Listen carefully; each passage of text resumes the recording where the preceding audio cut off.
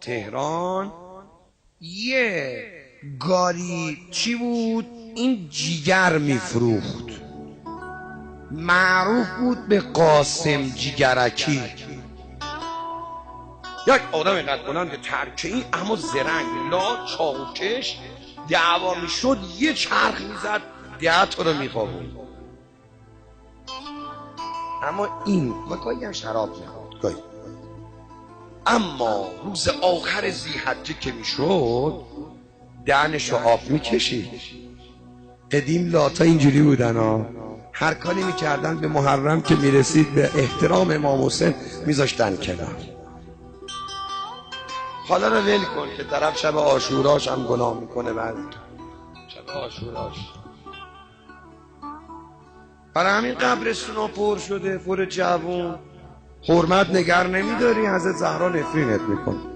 میگه حسین من تو گودی قتلگاه داره دست و پا میزنه، تو داری میخندی؟ شب نشینی با رفیقات داری، تو خونه دور هم جمع میشی، پاش برو حسینیه سینه‌تو بزن.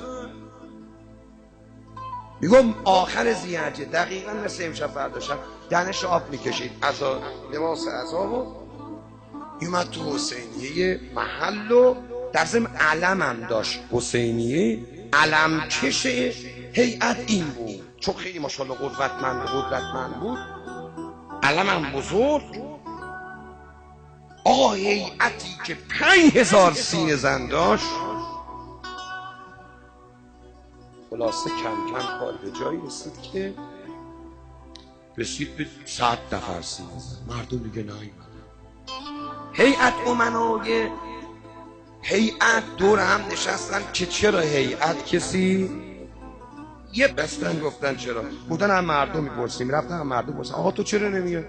با این قاسم جیگرکی علومت کشه هیئتتونه. خب وقتی یه هیئت راه میفته اولین کسی که مردم میبیننش کیه؟ علامت و علومت کشه دیگه. شراب بره چاوکش معروف دمه جیگرکی برو بابا ما نمیام. آقا دیدن همه به خاطر این نمیام، چیکار کنیم؟ یه جوری به قاسم میگیم که امسال محرم نیا دیگه تو حسین.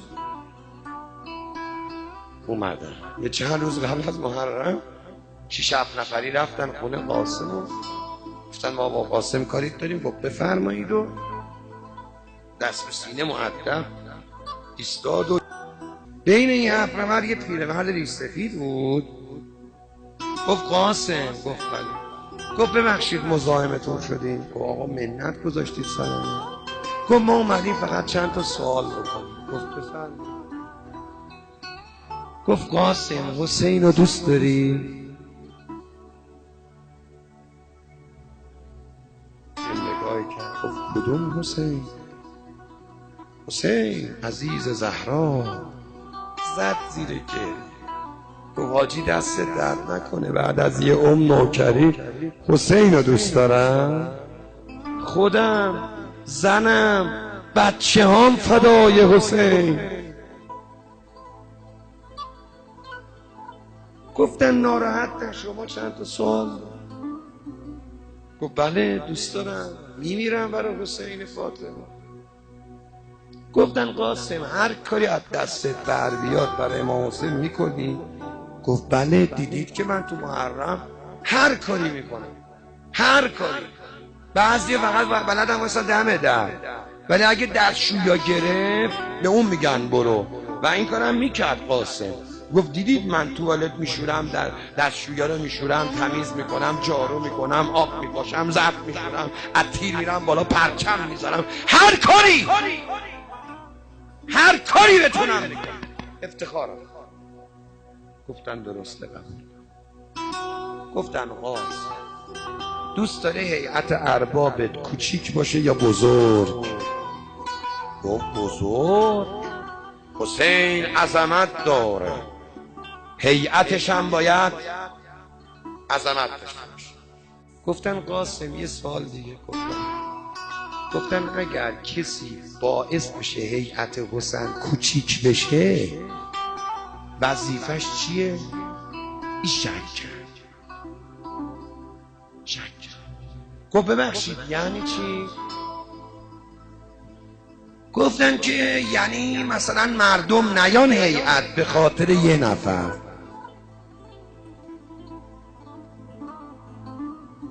گفت اون یه نفر نیاد، اون نیاد مردم بیان.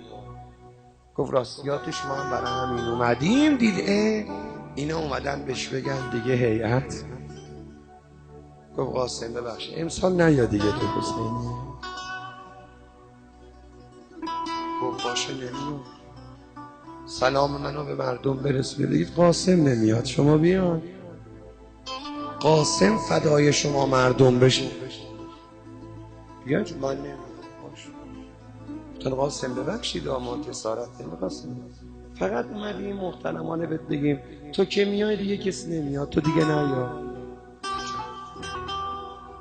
اخونه اومدن بیرون و شب اول محرم زن و بچهش به قاسم گفتن قاسم بابا نمیری هیئت؟ گفت چرا بابا شما برید من میام. نذاش زن و بچهش بفهم.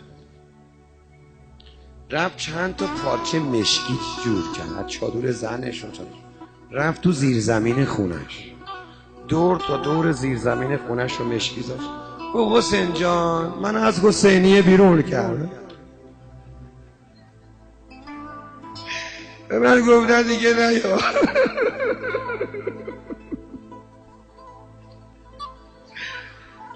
منم یه حسینیه برای خودم درست کردم.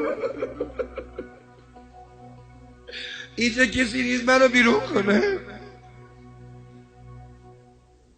زنجیراشو برداشت هرچی شعر بلد بود هی توی زیر زمین زنجیر میزد و هی میگفت یا حسین یا حسین.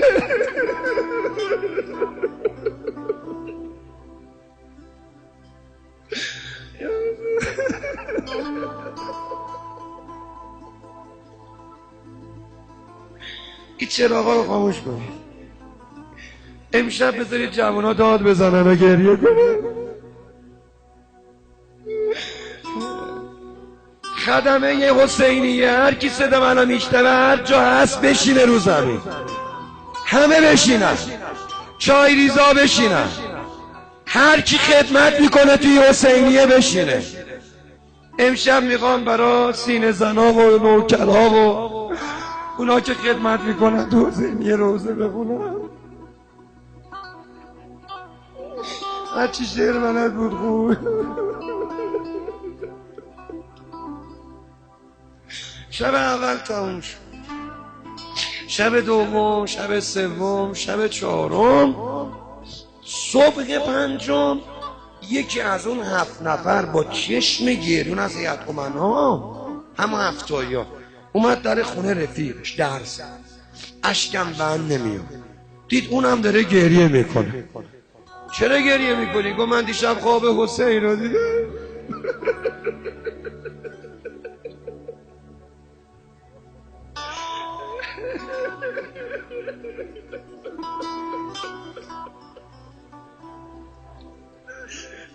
یا امشب چه خبره اینجا؟ بیبی جان اومدی یه سری به ما بزنی.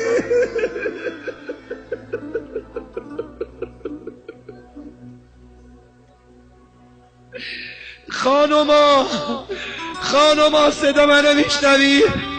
امشب اگر یه خانم پهلو شکسته رو دیدی بگو خوش اومدی. امشب مادرش اومده ببینه کی برای حسین افتاره گریه.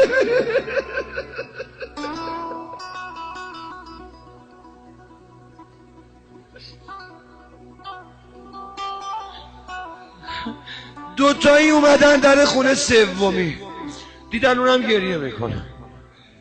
آقا 7 جمع شده. چرا گریه میکنی؟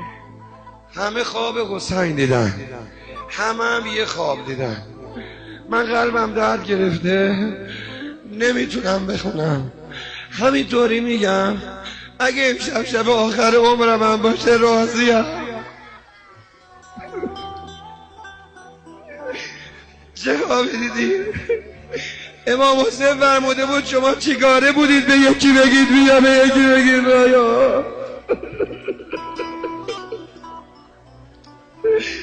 من که فقط حسین خوبا نیستم، من حسین گناهکارم هستم. برید عذرخواهی کنید ازش. چرا دل قاسمو شکستید؟ چرا جلو زن و بچه‌اش کوچیکش کردید؟ اومدن در خونه قاسم. اینجا رو میخوام جوونا داد بزنن و گریه کنن ها. اومدن در خونه قاسم، دیدن در خونه قاسم بازه. در زدن، یکی از بچه‌هاش اومد دید داره گریه میکنه. چرا گریه میکنی؟ گفت بیاین بابام داره خودشو میزنه، داره بابام گریه میکنه. دویدن دیدن قاسم اینقدر سرشو به دیوار زده، این سر شکسته خونالود چته. گفت منم خواب حسین رو دیدم. آقا فرمود به خاطر من ببخشید رو. اما قاسم تو که منو دوست داری، تو که 2 ماه عزاداری میکنی، چرا چاقو کشی میکنی؟ چرا شراب خوری میکنی؟ چرا آبرو منو میبری؟ قاسم میگه تو عالم رویا گفتم آقا من نمیدونستم آبرو ریزتم، حالا که ناراحتت کردم میخوام روز عاشورا بمیرم. حسین برا آوردن قاسمو. اما رفقا مردم جوونا زور عاشورا نشده بود، دیدن بچه های قاسم دویدن. مردم ما یتیم شدیم، بیاین جنازه بابا رو بردارید. همه اومدن، روزه من همه جمله، مریض دارا، گرفتارا، کربلایا. مردم اومدن جنازه قاسم و گلبارون کردن. چه احترامی، چه گریه هایی. چرا گلبارون میکنید؟ گفتن قاسم نوکر حسین بوده. یا حسین